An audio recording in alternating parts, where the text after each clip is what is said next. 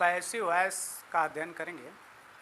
Passive voice कैसे बनता है, इसके लिए एक बात सब लोग ध्यान में रखें कि क्या करना चाहिए हमें। पैसिव वॉइस पढ़ने के लिए कुछ बहुत कठिन बात नहीं है। सिर्फ एक बात ध्यान में रखें कि जो टेंस हम लोग पढ़े थे इसके पहले वाले वीडियो में, उस टेंस का अगर हमें ठीक ठीक पता है, सही सही हम टेंस पहचान लेते हों, तो पैसिव वॉइस बिना किसी श्रम के बन जाता है। आप समझ भी जाएंगे कैसे बनेगा, तत्काल आप बना लेंगे। लेकिन अगर टेंस आपका तैयार नहीं है, आप टेंस पहचान नहीं पाते हों, उसके वर्ब्स नहीं पहचान पाते हों आप, तब कठिनाई होगी। ये पक्का है कि उसमें आपको वर्ब की जानकारी रखना पड़ेगा, जो कि पिछले जो वीडियोज़ हैं उसमें वर्ब के बारे में बताया गया, उनके काइंड्स के बारे में बताया गया है, टेंस के बारे में आपको बताया गया है कि टेंस कैसे बनते हैं, उनको हम पहचानेंगे कैसे, उनका वर्ड्स ऑर्डर कैसे रहता है, उनकी वर्ब्स में ऑक्सिलरीज कैसे लगती हैं, ऑक्सिलरी मीन्स हेल्पिंग वर्ब कैसे लगाते हैं, ये सब बातें हम लोगों ने उसमें देखा था। अब वो हेल्पिंग वर्ब या जो उसके मेन वर्ब है उसको हम सटीक पहचान लेते हों, ठीक ठीक पहचानते हों, तो फिर पैसिव वॉइस में आपको कुछ भी नहीं करना होगा। बस एक बार सिर्फ देख लेंगे, आप तत्काल उसे पैसिव वॉइस में चेंज कर लेंगे। लेकिन उसके लिए टेंस के बारे में आपको क्लियर होना आवश्यक है। इसीलिए हम लोग पहले टेंस के बारे में अध्ययन किए थे। टेंस के बारे में हमने क्या अध्ययन किया था, उसकी पहचान, उसके हेल्पिंग वर्ब, और वर्ब में जो हम लोगों ने देखा था कि मुख्यतः ट्रांजिटिव और intransitive verb, two kinds of verb, transitive and intransitive verb. अब ये दोनों में हमको अंतर करने पता होना चाहिए कि इन दोनों में क्या डिफरेंस है। कैसे हम जानेंगे कि कौन सी वर्ब ट्रांजिटिव है और कौन सी वर्ब इनट्रांजिटिव है। अगर इसमें कन्फ्यूजन है तो पैसिव वॉइस नहीं बन पाएगा, तो गलती होना एकदम सुनिश्चित है कि आप कहीं न कहीं गलती कर जाएंगे। कोई बना लिया आपने वो ठीक है, लेकिन ये नहीं कहा जा सकता कि आप हमेशा बना ही लेंगे, या आप खुद भी सुनिश्चित नहीं रहेंगे कि जो आप बना रहे हैं वो सही है या नहीं है, ये आपको पता नहीं चलेगा। लेकिन अगर ट्रांजिटिव और इनट्रांजिटिव का अंतर आपके दिमाग में बिल्कुल क्लियर है, स्पष्ट है, तो समझिए कि आपको कोई दिक्कत नहीं होगी। हम एक बार फिर से रिकैप करते हैं आपको ट्रांजिटिव और इनट्रांजिटिव का डिफरेंस जानने के लिए। आप उसे फिर से रिमाइंड कर लीजिए या फिर पिछले वीडियो को आप देख लीजिए, आप समझ जाएंगे। और ऐसा नहीं कि ट्रांजिटिव इनट्रांजिटिव को पहचानने के लिए आपको कोई बहुत बड़ी मेहनत करने की ज़रूरत है। ये सब सिर्फ ध्यान से सुनना, और जो कुछ आपको लिख कर दिखाया गया है बोर्ड पर, वीडियो में जो कुछ लिख करके दिखाया गया है, सिर्फ उसे आप देख लीजिए और सुन लीजिए, कुछ मत करिए, आपको आ जाएगा, एकदम क्लियर है। तो ट्रांजिटिव और इनट्रांजिटिव, ये दो वर्ब कैसे हम पहचानते हैं। ट्रांजिटिव को हम हिंदी में सकर्मक क्रिया कहते हैं, सकर्मक, जैसा कि इसके नाम से स्पष्ट है, सकर्मक अर्थात कर्म के साथ। जो क्रिया कर्म के साथ में लगती है वह ट्रांजिटिव हो जाएगी। अब दूसरा इसका उल्टा इनट्रांजिटिव, इसका just opposite of transitive is intransitive, यानी जिस क्रिया के साथ में ऑब्जेक्ट न रहता, विदाउट ऑब्जेक्ट, जो वर्ब विदाउट ऑब्जेक्ट यूज होती है वो इनट्रांजिटिव वर्ब कहलाती है। इसको पहचानेंगे कैसे, इसके बारे में हम लोगों ने इसके टॉपिक पर लंबी बातें करके एग्जाम्पल के साथ हम लोगों ने देखा था। फिर भी एक छोटा सा एग्जाम्पल समझें। ही राइट्स अ लेटर, इस सेंटेंस को ध्यान में देखें, ही राइट्स अ लेटर। इसमें आप देखेंगे कि ये वर्ब है और ये लेटर, ये इसका ऑब्जेक्ट है। तो क्यों इसको हम इसका ऑब्जेक्ट कहें, क्या इसके पीछे क्या रीजन हो सकता है, इसको हम क्यों ऑब्जेक्ट कहें। तो मैंने आपको उस वीडियो में बताया था, या हमने उस पर काफ़ी चर्चा किया था एग्जाम्पल में, कि अब ये जो राइट करने वाली क्रिया है, लिखने वाली जो क्रिया है, इसके बगैर नहीं हो सकती। जब राइट करेंगे तो कुछ ना कुछ तो लिखेंगे। आप लेटर लिखते हैं, आप कोई नॉवेल लिखते हैं, आप कोई साइंस की टॉपिक लिखते हैं, आप कोई आर्टिकल लिखते हैं, आप कोई एडवर्टीजमेंट लिखते हैं, यानी कुछ न कुछ आप लिखेंगे और जो चीज़ आप लिखते हैं वही उसका ऑब्जेक्ट बन जाएगा, क्योंकि लिखेंगे तो कुछ न कुछ हो जाएगा। सेकेंड एग्जाम्पल में जरा देखिए, ही ईट्स बनाना, सेंटेंस में देखें, ही ईट्स बनाना। यहाँ पर ईट्स ये वर्ब है और वर्ब है तो ट्रांजिटिव है। कारण क्यों इसको ट्रांजिटिव कहेंगे? ये जो बनाना है, अगर ये नहीं रहेगा तो ये खाने का कार्य आप नहीं कर सकते, ईटिंग का कार्य नहीं हो सकता। खाने वाली चीज़ हो ही ना और आप कहें कि वो खा रहा है, वह खाता है, कैसे संभव है? इसके बिना यह नहीं हो सकता, यह क्रिया की नहीं जा सकती। इसलिए ये बनाना इस वर्ब का ऑब्जेक्ट हुआ और इस वर्ब को हम ट्रांजिटिव कहेंगे, क्योंकि ट्रांजिटिव वर्ब की शर्त है transitive verb is used with object. Transitive verb is used with object. अब वो ऑब्जेक्ट के साथ ही प्रयोग होती है, तभी वो ट्रांजिटिव कही जाती है। अगर वो ऑब्जेक्ट के साथ प्रयोग नहीं होगी, suppose that verb is not used with an object, then the verb is not transitive, it will be intransitive verb. Intransitive verb object के बिना प्रयोग होती है, अर्थात बिना ऑब्जेक्ट के प्रयोग होती है, उसमें ऑब्जेक्ट नहीं रहता है। यह बात आपके दिमाग में बिल्कुल स्पष्ट रूप से रहनी चाहिए, तभी आप पहचान पाएंगे कि यानी ट्रांजिटिव और इनट्रांजिटिव। अब जैसे समझें, ये इस सेंटेंस को देखें, he goes to school, he goes to school. यहाँ पर जो गोज वर्ब है ये ट्रांजिटिव नहीं है। आप कहेंगे कि स्कूल भी तो ऑब्जेक्ट है, लेकिन ऑब्जेक्ट ध्यान में रखिएगा कि जिस ऑब्जेक्ट के बिना वर्ब नहीं हो पाती हो वही ऑब्जेक्ट कहा जा सकता है। अब अगर स्कूल नहीं रहेगा तो क्या गोइंग का कार्य नहीं हो सकता? गो से मतलब होता है मूवमेंट से, चलने से, जाने से, कहीं भी। कोई जरूरी नहीं कि आप कहीं जाते ही हो, आप तो ऐसे भी टहलते हैं बिना किसी उद्देश्य के, कहीं नहीं जाना फिर भी आप चलते हो। तो गोइंग का कार्य हो रहा है, गोइंग का कार्य हो रहा है। भले आप स्कूल न हो तो हॉस्पिटल जाएंगे, मार्केट जाएंगे, कहीं कुछ नहीं जाता तो टहलते हैं, कहीं न कहीं से आते हैं। कहीं आप रूम में ही चक्कर लगाते हैं, वो भी गोइंग का कार्य है। तो गो से मतलब ये नहीं होता कि कहीं कुछ हो तभी आप जाएं। और आप कहेंगे कि जाने के लिए क्या चाहिए, जैसे कि खाने के लिए ही ईट्स बनाना, खाने के लिए बनाना, या कोई भी टेबल हो, खाने वाली चीज़ हो, बनाने की जगह मैंगो हो सकता है, चपाती हो सकती है, कुछ भी हो, लेकिन वो होना चाहिए, तभी ये ईटिंग का कार्य हो सकता है, तभी ये संभव है, नहीं तो संभव नहीं है। लेकिन इसमें स्कूल नहीं रहे, हॉस्पिटल न रहे, मार्केट तो भी आप चलेंगे। Transitive verb is always used with object, while intransitive verb does not need object. Without object, intransitive verb can be used. ये दो अंतर हैं, इसको आप स्पष्ट रूप से अगर जानते हैं तब आप पैसिव वॉइस में आगे बढ़ सकते हैं। पैसिव वॉइस के लिए शर्त ही यही है कि उसी सेंटेंस का पैसिव वॉइस बनेगा जिसमें ट्रांजिटिव वर्ब होगी, और ट्रांजिटिव वर्ब होगी तो उसमें निश्चित है कि ऑब्जेक्ट होगा।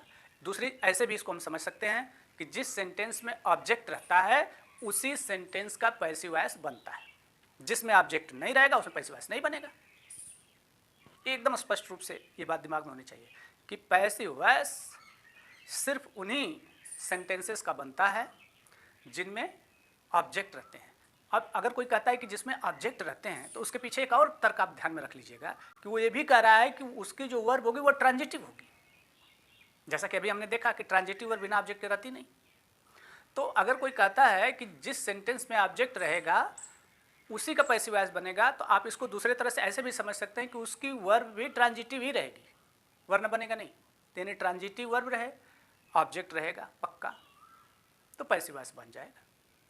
अब उसे बनाने के लिए हमें क्या करना है, तो कुछ बहुत मामूली से बातों में हमें अंतर देखना है और पैसिव वॉइस बन जाएगा। इसलिए मैं फिर आपसे कह रहा हूँ कि अगर आप सीधे सीधे केवल पैसिव वॉइस जानना चाहते हो तो आप कुछ गड़बड़ कर रहे हैं, तब आप थोड़ा सा भूल कर रहे हैं।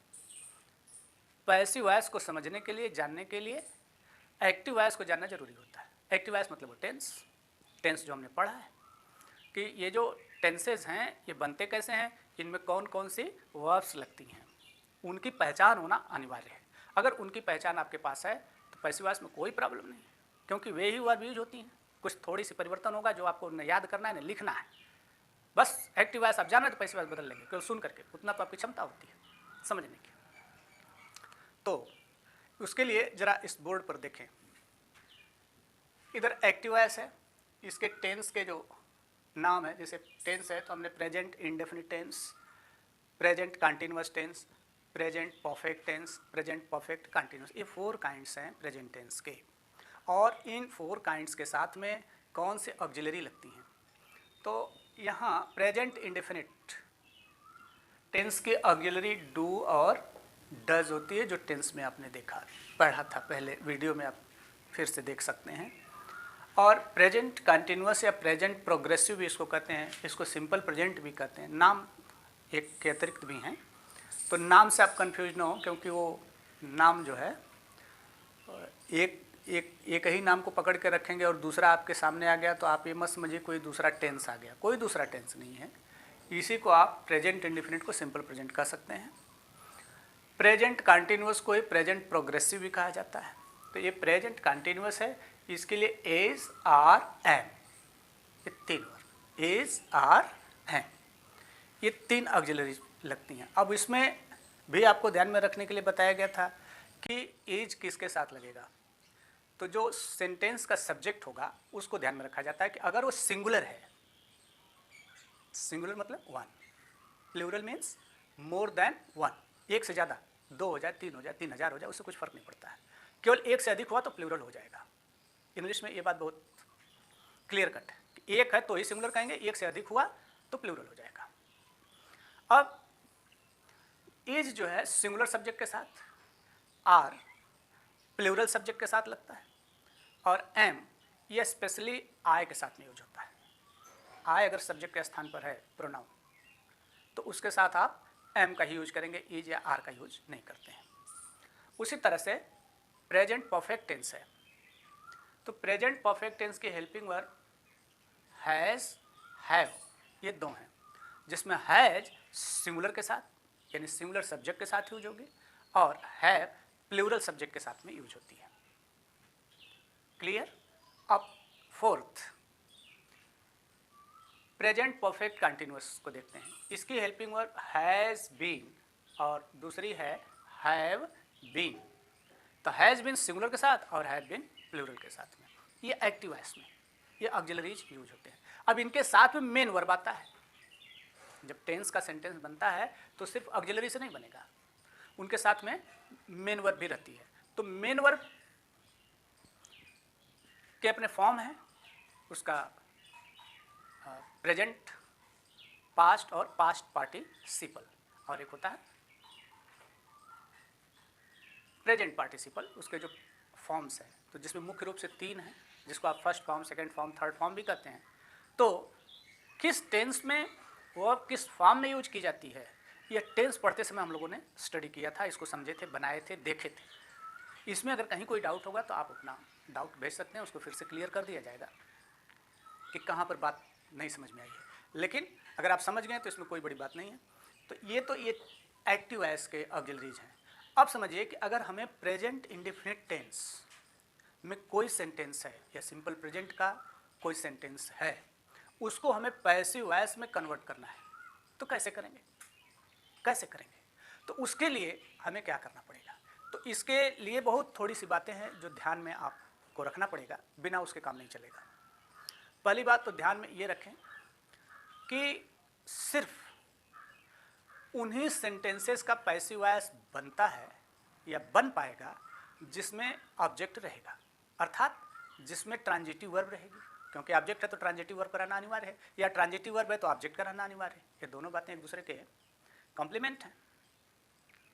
तो जिस सेंटेंस में ट्रांजिटिव वर्ब है तो उसमें पक्का है कि ऑब्जेक्ट होगा। तो आप ये पक्का जान लीजिए, एकदम क्लियर रहिए, एकदम स्पष्ट रहिए कि उसका पैसिव वॉइस आप बना लेंगे। तो पहली शर्त है कि there must be an object in the sentence to make passive voice, otherwise passive voice is not possible. दूसरी कंडीशन क्या है इसकी पैसिव वॉइस जब आप बनाने जाते हैं तो third form of the main verb, not auxiliary, third form of the main verb is used.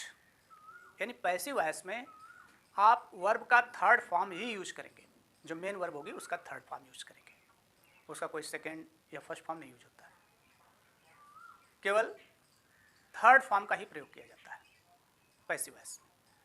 तीसरी कंडीशन इसकी होती है कि जिस सेंटेंस का आप पैसिव वॉइस बनाने जा रहे हैं तो एक्टिव वॉइस में सब्जेक्ट का स्थान निश्चित है, वर्ब का स्थान निश्चित है कि किस जगह पर सब्जेक्ट लिखा जाता है, किस जगह पर ऑब्जेक्ट लिखा जाता है, कहाँ पर वर्ब लिखी जाती है, कहाँ पर कॉम्प्लीमेंट लिखा जाता है। ये सब आपको कंस्ट्रक्शन में बताया गया था सेंटेंस के और टेंस के, उसमें हमने वर्ड्स ऑर्डर के नाम से उसे आपको लिख करके दिया था, वो आपको तैयार होगा। अगर वो तैयार है तो देखिए कैसे बनता है, तुरंत कुछ मत लिखिए, कुछ मत करिए, केवल सुन लीजिए, तुरंत बन जाएगा। लेकिन अगर वो नहीं तैयार है तो यहाँ प्रॉब्लम आ जाएगी, फिर से उसको आपको देखना पड़ेगा वीडियो को। तो तीसरी कंडीशन कहती है कि जो एक्टिव वॉइस का सेंटेंस होगा तो उसमें जो सब्जेक्ट है उसके स्थान पर ऑब्जेक्ट आ जाएगा और ऑब्जेक्ट के स्थान पर सब्जेक्ट जाएगा। और जब हम सब्जेक्ट को ऑब्जेक्ट के स्थान पर लिखेंगे तो उसके पहले बाय, BY लगाते हैं, वर्ब का थर्ड फॉर्म यूज करते हैं। और पैसिव वॉइस के लिए ऑक्सिलरी क्या लगेगी वो यहाँ बोर्ड पर आप समझ सकते हैं कि प्रेजेंट इंडेफिनिट, जैसे PI लिखा है तो आप इसको प्रेजेंट इंडेफिनिट समझ लें कि प्रेजेंट इंडेफिनिट का अगर आपको पैसिव वॉइस बनाना है तो ये आपको जरूर याद रखना पड़ेगा कि पैसिव वॉइस बनाते समय प्रेजेंट इंडेफिनिट टेंस में ऑक्सिलरी क्या लगाएंगे, क्योंकि एक्टिव वॉइस के ऑक्सिलरी डू और डज है, इसको नहीं लगाएंगे। किसको लगाएंगे? इज, आर, एम में से कोई एक लगेगी। ये देखा जाएगा कि सब्जेक्ट के स्थान पर जो लिखा गया है वह सिंगुलर है या प्लूरल है। अगर वो सिंगुलर है तो इज का प्रयोग करिए, प्लूरल है तो आर का प्रयोग करिए, और सब्जेक्ट के स्थान पर आई आया हुआ है तो एम का प्रयोग करिए। ये तीन जो ऑक्सिलरीज दी गई हैं पैसिव वॉइस के लिए, हम इनमें से सेलेक्ट करते हैं कि किसको यूज़ करेंगे। और सेलेक्ट करने का पीछे बेस क्या होता है, आधार क्या होता है, सेलेक्ट करने के पीछे आधार क्या होता है कि बस देख लीजिए कि जो सब्जेक्ट के स्थान पर है वो सिंगुलर है या प्लूरल, तो सिंगुलर प्लूरल में कौन सी इसमें से लगती है, बस इतना सा आपको करना है। दूसरी बात, जब ऑक्सिलरी आप लगा लेते हैं तो मेन वर्ब को यूज करने की बात आएगी। तो मेन वर्ब के लिए कुछ नहीं करना है, दिमाग में एक ही बार रखिए कि वो हमेशा थर्ड फॉर्म में लिखा जाएगा। जो भी मेन वर्ब होगी, जो एक्टिव वॉइस की मेन वर्ब है उसी वर्ब का थर्ड फॉर्म कर दीजिए। जैसे राइट है तो थर्ड फॉर्म करने का रिटन। अब आप कहेंगे कि अगर रिटन हमें नहीं आता है तो हम क्या करें? अब इसके लिए कोई उपाय नहीं है, आपको वर्ब और उसके फॉर्म्स जानने ही पड़ेंगे।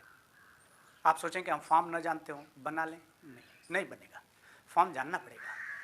तो जो वर्ब्स हैं उनके जो फॉर्म्स हैं वो कौन कौन से फॉर्म्स हैं और वो कैसे होते हैं, उनके बारे में स्पेलिंग वगैरह देख लेंगे।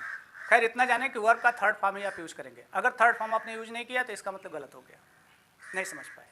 तो तीसरी कंडीशन में आपने देखा कि सब्जेक्ट के स्थान पर ऑब्जेक्ट और ऑब्जेक्ट के स्थान पर सब्जेक्ट को लिखते हैं और वर्ब का थर्ड फॉर्म ही यूज किया जाता है। इस बात को ध्यान में रख लीजिए। अगर इतनी सी बात आप कर लेते हैं तो निश्चित रूप से आप बना लेंगे।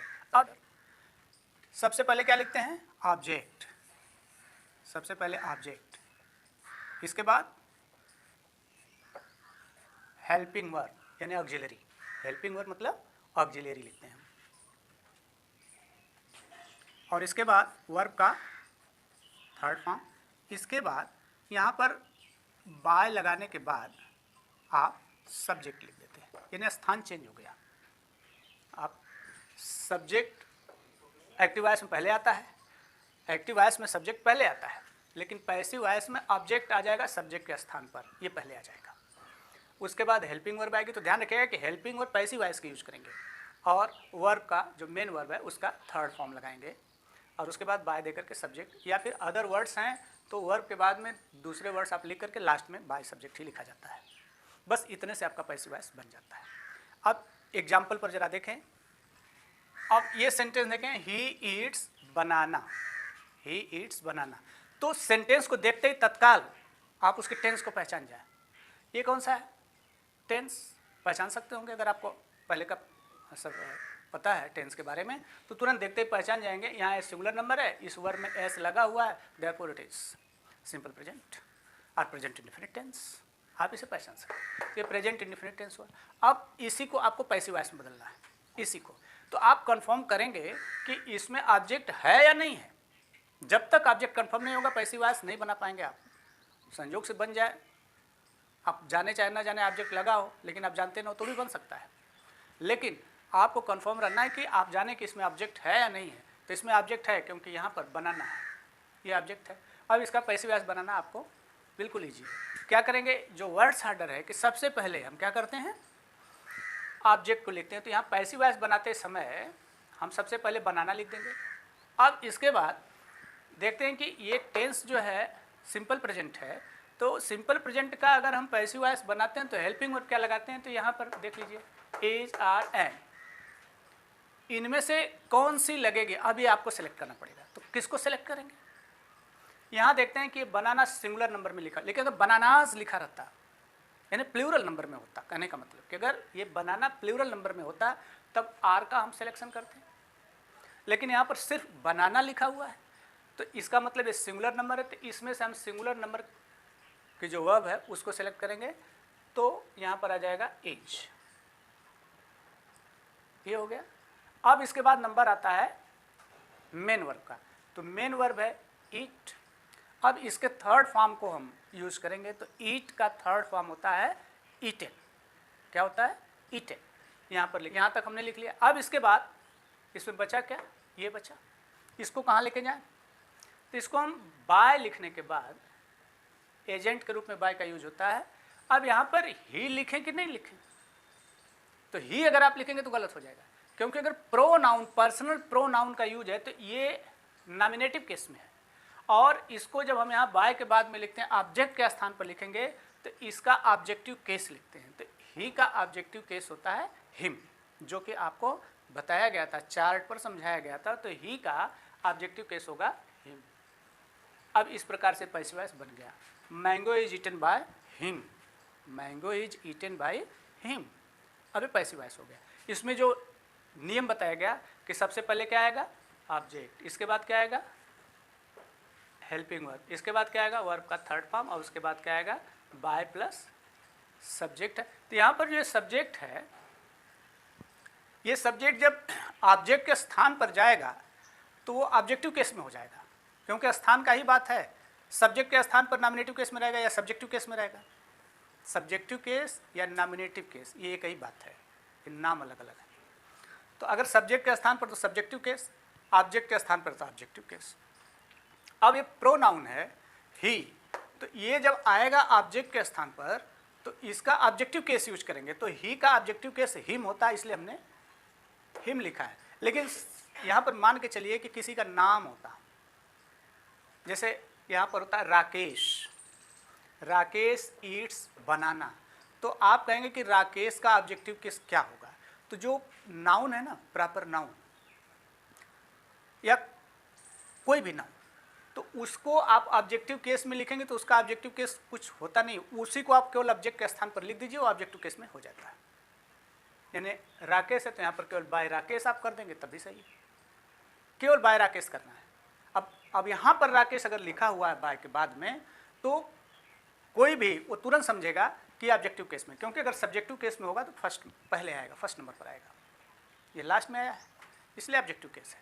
कोई ज़रूरी ये भी मत मान के चलिएगा कि वर्ब के बाद आ गया तो ऑब्जेक्टिव केस है। सेंटेंस का कंस्ट्रक्शन कभी कभी ऐसा हो जाता है कि वर्ब के बाद भी सब्जेक्ट आता है, लेकिन यहाँ पर शर्त यह है कि वर्ब के थर्ड फॉर्म के बाद बाय और प्लस, उसके बाद सब्जेक्ट हम लिखते हैं, बाय के बाद लिखते हैं जो सब्जेक्ट होता है, तो वो अपने आप ऑब्जेक्टिव केस में आ जाता है।